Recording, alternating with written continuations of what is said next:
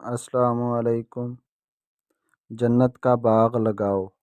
فرمان رسول صلی اللہ علیہ وآلہ وسلم ہے، معراج کی رات میری ملاقات ابراہیم خلیل اللہ علیہ السلام سے ہوئی تو انہوں نے فرمایا، اے اللہ تعالیٰ کے حبیب، تم اپنی امت کو میرا سلام پہنچائیں اور انہیں میرا ایک پیغام دیں کہ جنت کی مٹی بڑی زرخیز ہے اور جنت کا پانی بہت میٹھا ہے اور وہ صاف میدان ہے، لہذا جنت میں زیادہ سے زیادہ باغ لگاؤ۔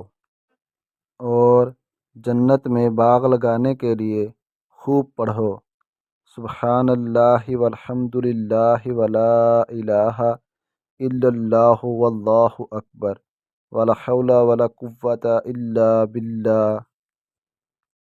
اور اچھی بات پھیلانا بھی صدقہ جاریہ ہے، تو صدقہ جاریہ سمجھ کر اس بات کو مزید پھیلائیں، اور نئے ہیں تو سبسکرائب کریں۔